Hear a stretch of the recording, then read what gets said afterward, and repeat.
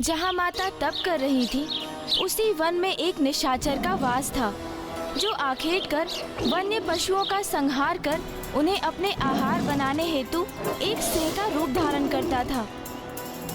वो सिंह, जो अब विशालकाय पशुओं से संघर्ष करने में समर्थ तो नहीं रहा था, किंतु वो अभी भी नन्हे पशु पक्षियों का आखेट करता था।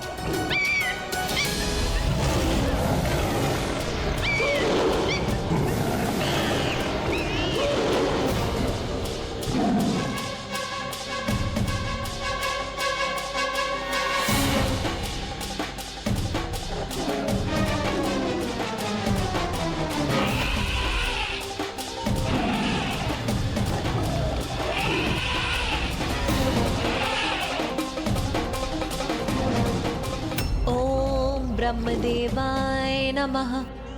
ओम ब्रह्मदेवाय नमः। ओम ब्रह्मदेवाय नमः। और फिर एक दिवस वो सिंह उसी स्थान पर पहुंच गया जहां माता पार्वती अपने तप में लीन थी। उस सिंह की दृष्टि मां पर पड़ी तो उसे उनमें उत्तम आहार दिखाई दिया और उसने निर्णय ले लिया कि इस स्वर्णिम अवसर का वो पूर्ण लाभ उठाएगा।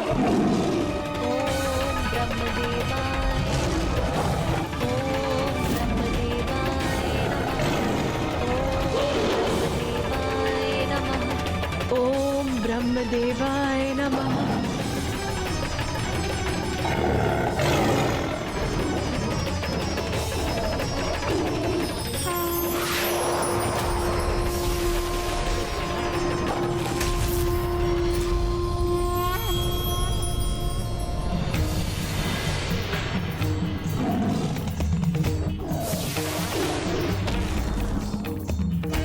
जैसे ही वो सिंह माता पर आक्रमण करने हेतु उछला, माता ने उसे स्तंभित कर दिया और वो सिंह माता पर दृष्टि साधे उनके समक्ष स्थिर था, इस आशा में कि वो माता की स्तंभन शक्ति से मुक्त होकर उन्हें अपना आहार बना सके। किंतु वो माता की शक्ति का कहाँ सामना कर सकता था, इसलिए वहीं उसी प्रकार उसे खड़े होने पर विवश होना पड़ा। किंतु अब धीरे धीरे माता की तपस्या उग्र होने लगी। ओम ब्रह्मदेवाय नमः। ओम ब्रह्मदेवाय नमः। ओम ब्रह्मदेवाय नमः। ओम ब्रह्मदेवाय नमः। ओम ब्रह्मदेवाय नमः। ओम ब्रह्म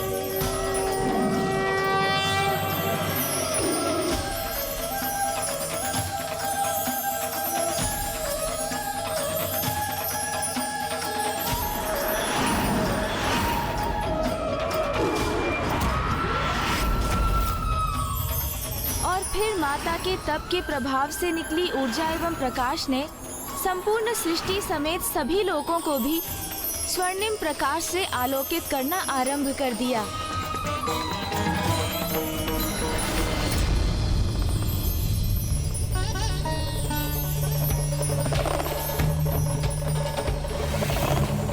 और फिर माता की उसी अलौकिक ऊर्जा शक्ति का प्रभाव उस सिंह पर भी पड़ा।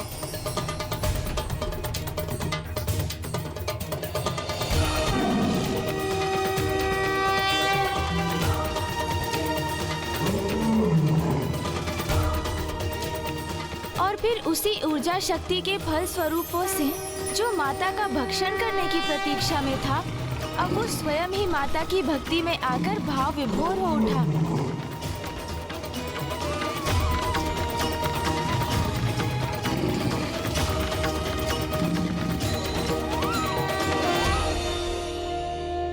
ओम ब्रह्मदेवाय नमः। ओम ब्रह्मदेवाय नमः। माता पार्वती को ये आभास हो गया कि वो सिंह उनके प्रति भक्ति भाव धारण कर मन ही मन में उनकी उपासना कर रहा है, और माता ने उसे अपनी कृपा दृष्टि से देखा। इतना विशाल हृदय था माता का। अपनी पूर्ण दिव्यता प्राप्त कर अपने दिव्य स्वरूप को प्रकट करने हेतु तपस्या में लीन थी वो, किंतु फिर भी उस सिंह की भक्ति से प्रभावित होकर उन्होंने उस पर दया की उसे अपना शरणागत बनाकर उसके स्वभाव को ही परिवर्तित कर दिया। माता ने उसे शरण देकर यह प्रमाणित कर दिया कि भयंकर से भयंकर जीव भी अपनी पूर्ण भक्ति भाव से अपने हिंसक प्रवृत्ति को त्याग कर सरल एवं कोमल स्वभाव धारण कर सकते हैं। और मनुष्य और पशु का तो एक दूसरे के प्रति शत्रुवत भाव रखने का कोई औचित्य ही नहीं है, क्योंकि वो तो एक साथ इस जगत में शांतिपूर्वक वास कर सकते हैं। माता की कृपा से उस सिंह की सभी मलिनता मिट गई। उसकी भूख, उसकी स्वाभाविक दुष्टता मिट गई और वो माता का भक्त बन उनकी सेवा करने के लिए प्रेरित हुआ। और उनके तप में कोई बाधा ना डाल सके, इसलिए वो वहीं स्थित रहकर उनकी सुरक्षा को सुनिश्चित करने लगा। ओम ब्रह्मदेवाय नमः। सर्वे भवन्तु सुखिनः, सर्वे सन्तु निरामया, सर्वे भद्राणि पश्यन्तु मा कश्चित् दुःखभाग् भवेत्।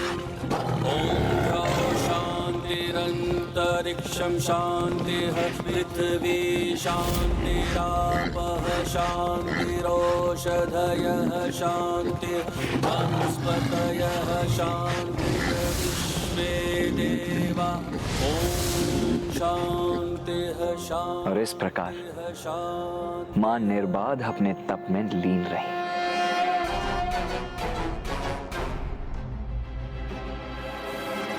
ये दृष्टि बाधित करने वाली स्वर्णिम ऊर्जा तो माता पार्वती की तपस्थली की ओर से आ रही है। हाँ इंद्रदेव, माता की तपस्या तो और उग्र हो गई है। इसीलिए हमें माता के निकट जाकर उनसे प्रार्थना करनी होगी कि वो अपने इस तप को रोक दे, अन्यथा उनकी ये ऊर्जा हम सभी की दृष्टि हर लेगी। सूर्यदेव, माता पार्वती ब्रह्मदेव की तपस्या कर रही है, इसलिए अब एकमात्र वो ही माता पार्वती को उनकी तपस्या से उठा सकते हैं।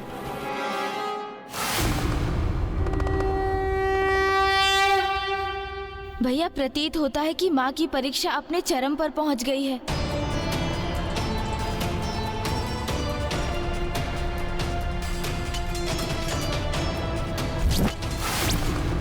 किंतु फूफा जी माँ के पास जा क्यों नहीं रहे हैं? भैया, अब फूफा जी ब्रह्मदेव से हमारा संवाद करने का समय आ चुका है।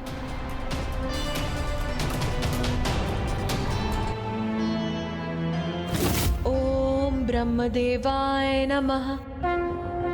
ओम ब्रह्मदेवाय नमः। सर्वे भवन्तु सुखिनः, सर्वे सन्तु निरामया, सर्वे भद्राणि पश्यन्तु मा कश्चित् दुःखभाग् भवेत्। ब्रह्मदेवाय नमः। ॐ शान्तिरन्तरिक्षं स्वामी, शान्तिः। देवी पार्वती की तपस्या से उत्पन्न ऊर्जा के कारण मैं वीणा वादन करने में असमर्थ हो रही हूँ। ओम शान्तिः शान्तिः शान्तिः।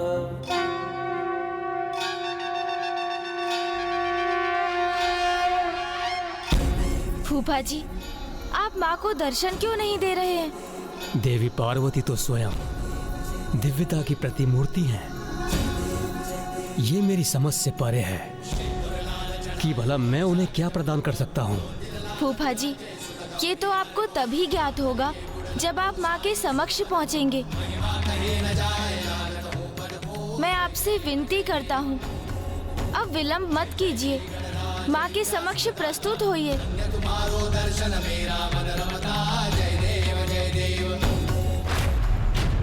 ओम ब्रह्मदेवाय नमः। ओम ब्रह्मदेवाय नमः। ओम ब्रह्मदेवाय देवी पार्वती, नमः।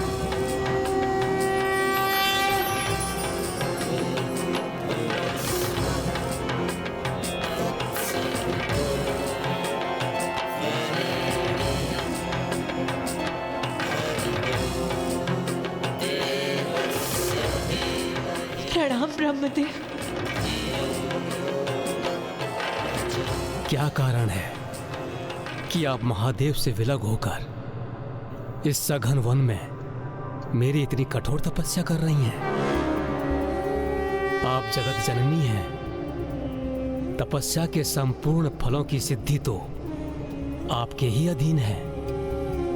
समस्त लोकों के स्वामी परमेश्वर को अपने पति रूप में प्राप्त कर अपनी तपस्या का संपूर्ण फल तो आपने पूर्व में ही प्राप्त कर लिया है।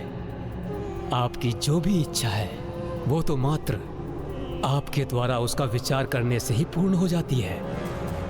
इसलिए आपके इस तप में आपकी कोई लीला ही छिपी हुई है। तो मुझे बताइए देवी पार्वती, इस तपस्या के पीछे क्या मनोरथ है आपका? ब्रह्मदेव, सृष्टि के आदि काल से समस्त प्रजाओं में प्रथम होने के कारण आप मेरे ज्येष्ठ पुत्र हो। फिर प्रजा की वृद्धि होने हेतु आपके ललाट से महादेव के रुद्र रूप का प्रादुर्भाव हुआ। तब आप मेरे पति के पिता, मेरे श्वसुर होने के कारण गुरुजनों की कोटि में भी आ गए। और जब मैं इसका विचार करती हूँ कि मेरे पिता स्वयं गिरिराज और मेरे पूर्व जन्म के पिता प्रजापति दक्ष आपके पुत्र हैं, तब तो आप मेरे लिए साक्षात पितामह के स्थान पर हुए। लोक पितामह, इस प्रकार आप मेरे लिए मेरी लोक यात्रा के विधाता हैं। मैं अपने संसार में इतनी मग्न हो गई, अपने परिवार की देखरेख का दायित्व निभाने में, अपने स्वामी एवं संतानों की आवश्यकताओं को पूर्ण करने में इतनी व्यस्त हो गई कि मैं ये भूल बैठी कि परिवार की परिधि के बाहर भी मेरा एक अस्तित्व है। मेरा वास्तविक अस्तित्व ही भूल बैठी मैं। किंतु आपके कारण मुझे ये स्मरण हुआ कि एक पत्नी और एक माँ के सिवाय भी मेरा एक दिव्य परिचय है। और मैंने आपकी तपस्या इसलिए की कि आपसे वरदान पाकर मैं अपना ये दिव्य स्वरूप उजागर करूं, ताकि मेरे इस दिव्य स्वरूप से सृष्टि का निरंतर कल्याण होता रहे। इतने शुद्र मनोरथ के लिए आपने इतनी कठोर तपस्या की? यही तो माता की लीला थी। यही तो ब्रह्मदेव को उनके द्वारा दिए जाने वाला उपहार था, जिसका उल्लेख माता ने किया था। क्योंकि ब्रह्मदेव के माध्यम से ही माता को स्मरण हुआ कि वो एक पत्नी, पुत्री एवं माता के साथ साथ देवी आदि शक्ति भी हैं। स्वयं जगत जननी है वो। उनका एक दिव्य स्वरूप है, एक अनुपम अद्भुत अस्तित्व है, जिसे तप से उजागर करने की आवश्यकता है। माता की इस लीला से सृष्टि रचयिता ब्रह्मदेव के सम्मान में वृद्धि हुई। उनसे वरदान प्राप्त कर माता ने ये भी सिद्ध कर दिया कि जिस संसार को उन्होंने जन्म दिया उसकी मर्यादा का भी पूर्ण रूप से पालन किया। चूंकि इस प्रसंग का आरंभ ब्रह्मदेव से हुआ, तो इसका अंत भी उन्हीं से होने जा रहा था। इस संसार में ऐसा क्या है जो आपकी इच्छा के अधीन नहीं है? आपकी इच्छा हो तो आप महाप्रलय कर इस संसार को ही परिवर्तित कर सकती हैं। इसलिए मैं आपको दिव्य स्वरूप प्रदान करने में सक्षम कहां हूं। किंतु यदि आप मुझे अपनी इच्छा पूर्ति का माध्यम बनाना ही चाहती हैं, तो ये तो मेरा परम सौभाग्य है। इसलिए मैं आपको वरदान देता हूं कि आपका मनोरथ पूर्ण हो।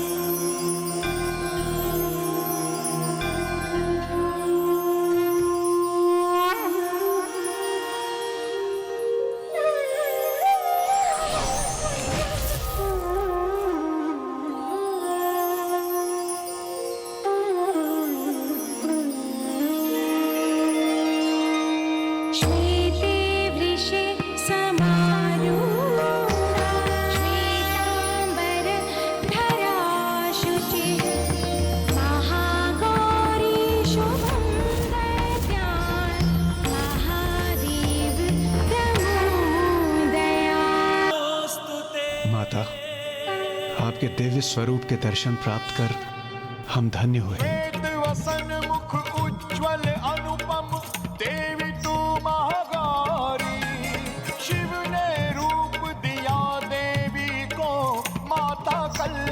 कल्याणकारी हे माँ माता कल्याणकारी हो माँ माता कल्याणकारी माँ हो माँ।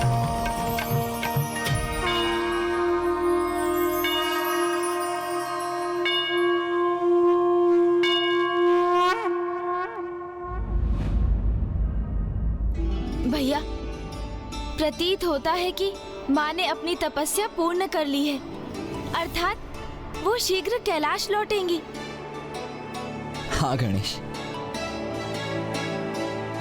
माता के लौटने पर उनके स्वागत की तैयारियां करनी चाहिए हमें।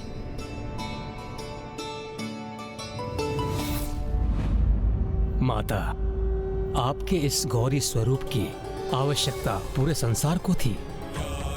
अब आपके भक्त आपके स्वरूप से प्राप्त होने वाली सिद्धियों का लाभ उठाने में सक्षम होंगे। मेरा महागौरी स्वरूप इस बात का प्रतीक होगा कि एक स्त्री को गृहस्थी के उत्तरदायित्व संभालते हुए भी अपने स्वयं के स्वतंत्र अस्तित्व को नहीं भूलना चाहिए।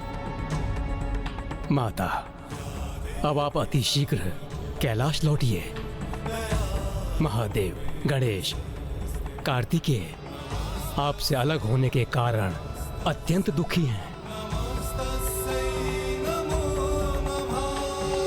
सोमनंदी,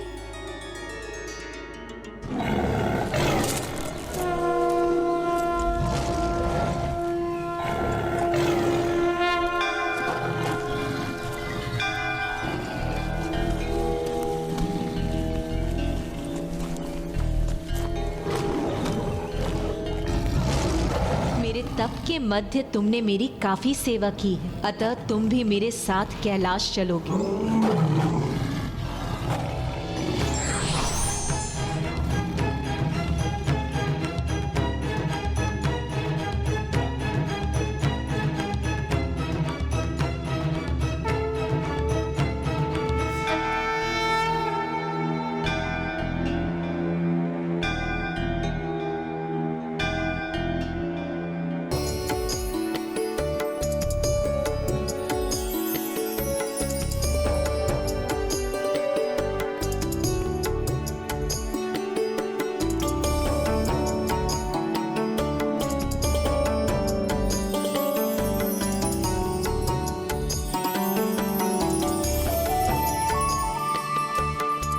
ओहो भैया,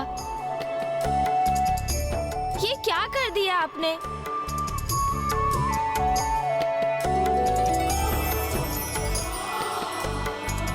ध्यान से भैया, मेरी इतनी सुंदर रंगोली को ढककर उसकी शोभा को क्षीण मत कीजिए। गणेश, तुम्हारी रंगोली सुंदर अवश्य है, किंतु इन लाल पुष्प पंखुड़ियों से अधिक नहीं, जो मैं माँ के लिए बिछा रहा हूँ। अच्छा, ये बात है।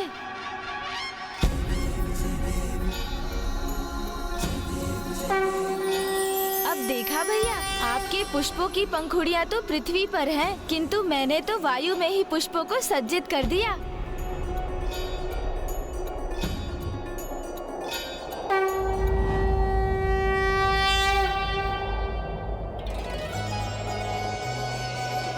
रुकिए सोमनंदी जी,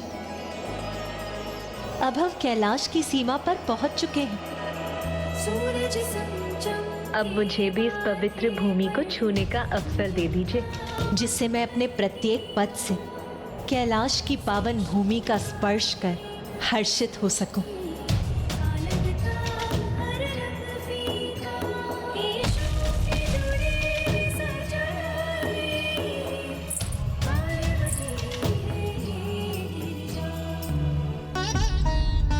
पार्वती,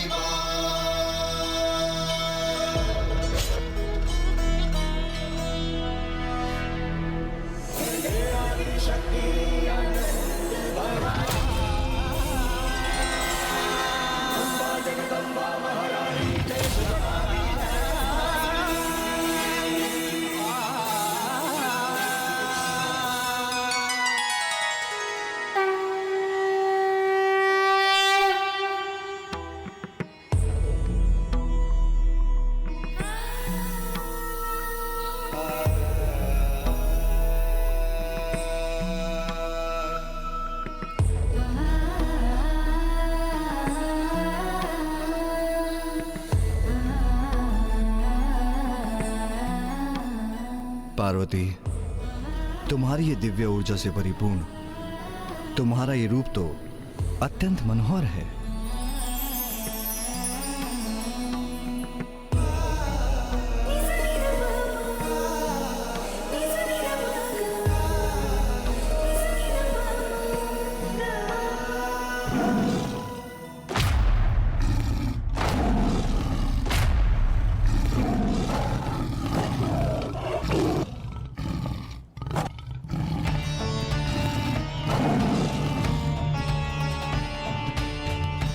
रुक जाओ पार्वती, तुम कैलाश में प्रवेश नहीं कर सकती।